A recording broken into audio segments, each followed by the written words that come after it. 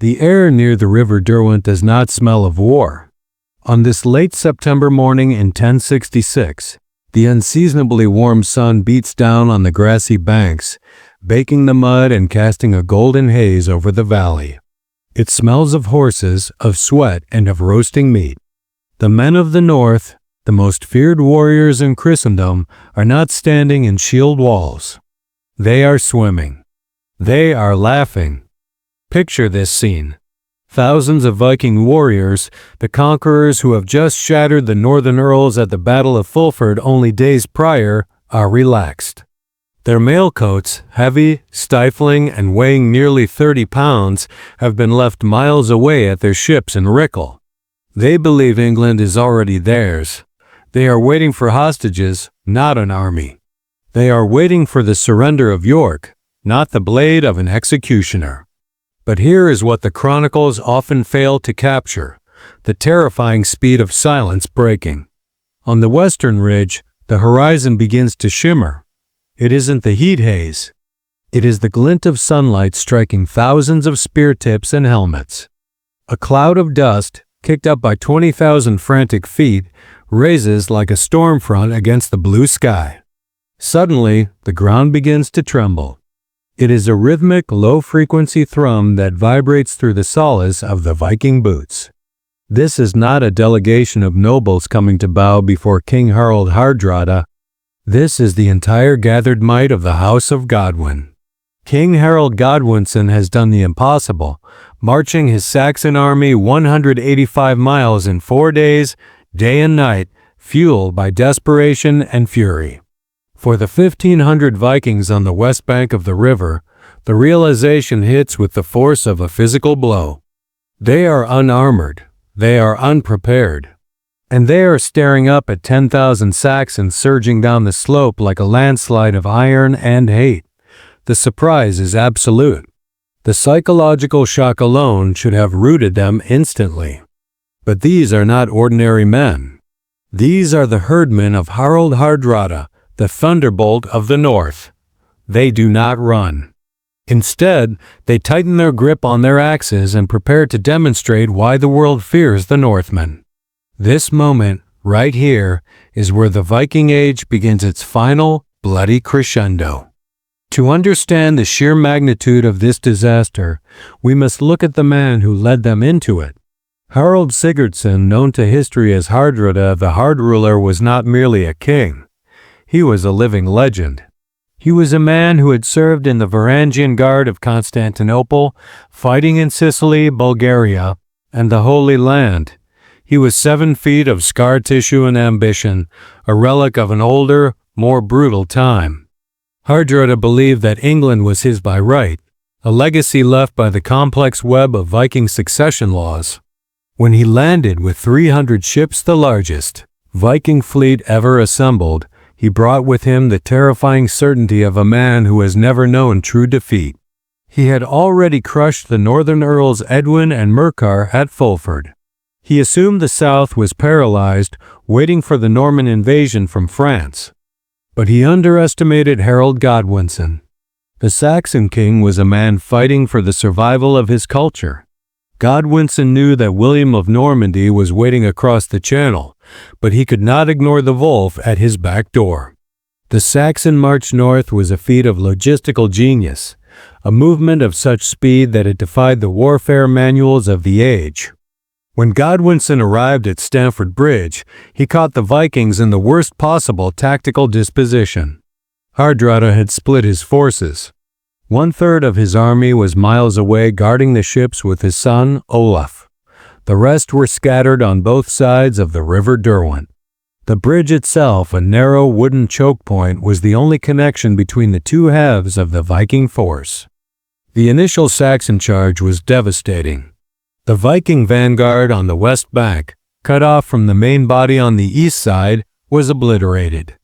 Without their mailcoats, the Norsemen were vulnerable to the hacking seax knives and heavy spears of the English housecarls. It was a massacre. The grass turned slick with blood within minutes. The Saxons pushed forward, their shield wall acting as a grinder, chewing through the unarmored meat of the Viking lines.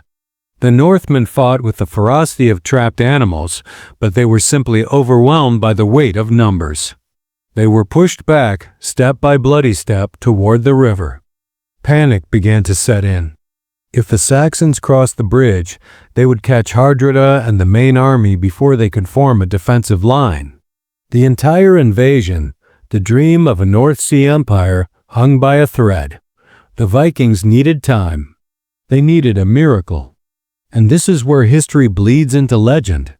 As the Saxon army surged toward the narrow wooden bridge, ready to cross and finish the slaughter, a single figure stepped onto the planks. The chronicles do not give us his name. They simply call him a giant of a man, a berserker whose mind had snapped into the sacred, terrifying state of battle rage. Imagine the sight. A lone warrior, likely wielding a massive two-handed Dane axe, standing on a bridge no wider than a cart. He is foaming at the mouth, screaming insults at 10,000 men, his eyes rolling back in his head. To the superstitious Saxon peasantry in the front lines, he must have looked like a demon rising from hell. The Saxons charged. The first wave met the axe. The Dane axe is a weapon of horrific power, capable of shearing through a horse's neck in a single swing. The berserker didn't just kill. He dismantled. Shields were shattered into splinters. Helmets were crushed into skulls. Men were thrown from the bridge like ragdolls, their bodies choking the flow of the Derwent below. One man against an army. It sounds like a fabrication of the sagas, yet the Anglo-Saxon Chronicle, written by the enemies of the Vikings, confirms it. This unnamed warrior held the bridge for what felt like an eternity. He killed 40 men. 40 elite Saxon warriors, one after another, stepped up to challenge him and were cut down. The psychological impact of this one man was immense. He stalled the entire Saxon advance. The momentum of Godwinson's army, which had been unstoppable minutes before, ground to a halt. The rear ranks pushed forward, shouting to cross, while the front ranks recoiled in terror from the whirlwind of steel waiting for them on the timber. While this lone giant bought time with his life, on the east bank, Harald Hardrada was performing a miracle of his own. He was rallying his men. He was organizing the Svinfalking, the boar snout formation. He was waking up the dragon. The panic was gone, replaced by the cold, hard discipline of the Varangian veteran. The Saxons realized they could not take the bridge with steel alone. The berserker was seemingly invincible in the narrow corridor where numbers counted for nothing. So they resorted to cunning. A Saxon soldier found a swill tub, half-barrel, and floated quietly under the bridge. Through the gaps in the wooden planks, he saw the Viking's legs. With a thrust of a long spear, he stabbed upward, driving the iron point deep into the berserker's groin. The giant fell. The roar of the Saxon army was deafening. The cork was out of the bottle. The English poured across the bridge like a bursting dam. But the delay had been enough. As the Saxons crested the rise on the east bank, they did not find a disorganized rabble. They found a shield wall. Hardrada had formed his men into a circle, shields locked, spears bristling outward. In the center flew the land waster, Hardrada's legendary raven banner, which promised victory to the man who flew it but death to the man who carried it. The second phase of the battle began. This was not a skirmish. It was a grinding attrition of heavy infantry. The Saxons, fresh from their victory at the bridge, slammed into the Viking circle. The sound of the collision would have been heard miles away, the crack of ashwood, the ring of iron, the screams of the dying. Here, the lack of armor became a critical factor. The Vikings were lighter, faster, able to strike and move with a fluidity the armored Saxons could not match. But one mistake, one missed parry, meant death. There was no mail to turn a glancing blow. Every hit drew blood. Hardrada, seeing his men wavering under the sheer pressure of the Saxon numbers, did something that defines the Viking ethos. He did not issue orders from the rear. He threw himself into the fray. The sagas say he fought with a two-handed sword, rushing out in front of his banner, cutting down Saxons as if he were harvesting wheat. For a moment, it looked as though the impossible might happen. The sheer violence of the Viking king's counterattack drove the Saxons back. The land waster moved forward. The Saxon lines buckled. Hardrada, screaming his war cry, looked like the avatar of Odin himself. He was breaking the English army through sheer force of will. But fate is a cruel archer. In the heat of his charge, with victory tantalizingly close, an arrow fired perhaps at random struck Hardrada in the throat. The giant fell. The thunderbolt was silenced. A silence descended over the battlefield, heavier than the clash of arms. The Viking king was dead. By the laws of medieval warfare, this should have been the end. The leader was gone. The cause was lost. Harald Godwinson, showing the chivalry of a Christian king, halted the attack. He offered the surviving Vikings peace. He offered Tostig, his rebellious brother who had allied with Hardrada, his earldom back. But the Vikings did not drop their weapons. They looked at the body of their king, lying in the bloody grass, and they made a choice. They chose death. They rejected the offer of quarter. They shouted that they would rather die one atop the other than accept a truce from the killers of their king. The battle resumed with a new, dark intensity. This was no longer about conquest or tactics. It was a funeral rite enacted in blood. Tostig took up the banner, and the Vikings fought on, fueled now only by grief and rage. Then, late in the afternoon, a cloud of dust appeared from the south. Hope flared in the Viking ranks. It was the rest of their army, the men from the ships, led by Eystein Ore. They had run all the way from Rickel, fully armored, in the blazing heat. They hit the Saxon line with the force of a hammer.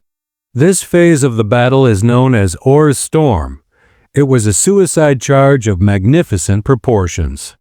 The Vikings, exhausted from the run and weighed down by their mail, fought until they literally collapsed from heat stroke. They threw off their armor, exposing themselves to the Saxon blades just to keep swinging their axes. It was absolute chaos. The sun began to set, casting long, grotesque shadows over the heaps of the dead. The river Derwent was choked with bodies, the water running red for miles downstream. The annihilation was mutual in its ferocity, but the numbers eventually told. The Saxons, despite their heavy losses, simply had more men. The Viking circle shrank. Eystein Ore fell. Tostig fell. The banner was trampled into the mud.